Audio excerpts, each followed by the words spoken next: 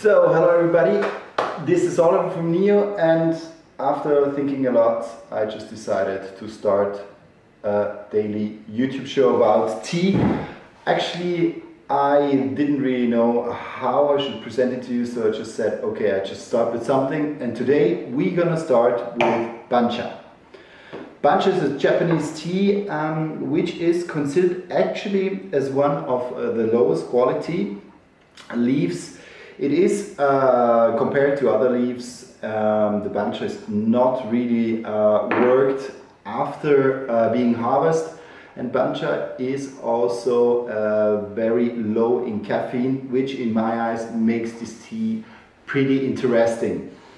What I know as well is that actually Bancha, as it is coming from the lower leaves, it is considered to have to be quite high in minerals and also quite high, and for a green tea, as the green tea is known to absorb the iron in the body. Actually, this tea has a lot of iron, but let's start with the beginning.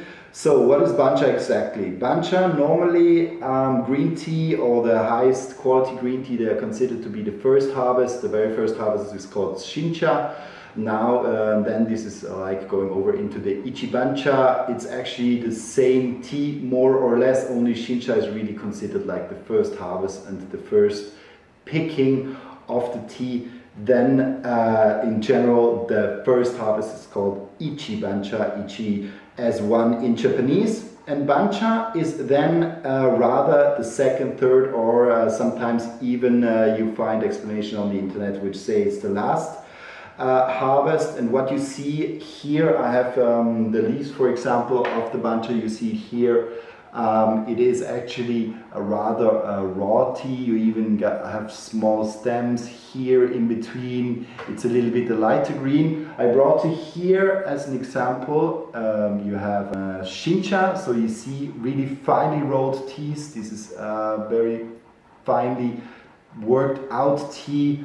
High in theanine, high in caffeine, nicely shadowed. So this is actually a Shincha from one of the highest qualities that I have seen.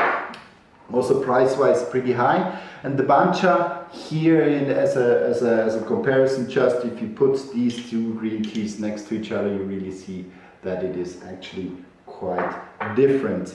But nevertheless, I think Bancha is a really nice tea. I especially like to drink it in the evening before I go to bed, because it's just a nice green tea flavor still. It's a little bit more earthy, not so seaweedy marine taste. It's more earthy, more like really a simpler taste as well, you might say. Japanese people drink this often when they have meals and something else, so it's a really simple tea. Also the cold brew teas, a lot of the cold brew teas, as far as I know, in Japan, they are also made either with Bancha or with simple sencha. So this one here is now a Bancha from Mr. Nakai, from the tea farm Mr. Nakai, situated in Wazuka.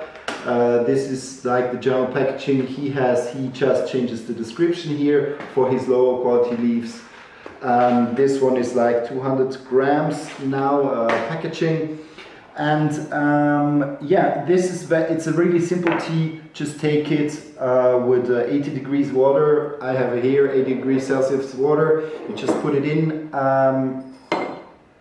for more or less 1 minute, and then you can put around 150 milliliters of water to it. Just leave it in for 1 minute, as with most of the Japanese green tea. What is also pretty nice about Bancha is some people, they react a little bit with an aching stomach on green tea because it's a little bit too acid, or if you drink too strong green tea, which is maybe might be too strong for you. Also coffee. This tea is rather basic, so it helps also the stomach to regenerate from acidity. So for this as well, lowering acidity to really detox your body, this tea is also really nice, as it is a simpler form of green tea coming from the low parts of the leaf and the other harvests, which I said before already. So I took the habit of shaking, but I think it's not the best. I don't like it when I shake, but I caught up the habit. I have to get it away. Took here a martini glass that you see really nice how the color of the tea. So only 1 minute in, you see that the tea gives already away a nice color. In terms of taste, this tea, for example, is now really have a rather strong like hay or late summer grass taste when you take it into the mouth, but it's really simple. It's not really complex. You don't have like a lot of different notes, but it's a nice and smooth taste. I personally really like it. And the good thing about Bancha is you can look it up on the internet. There are some good internet stores. They have Bancha in their assortment. It's a cheap tea. Sometimes you pay around, for 100, 150 grams, you can pay it a bit between $8 and $12. So it's actually quite cheap green tea, low in caffeine. So if you're sensitive for caffeine, this could be your choice.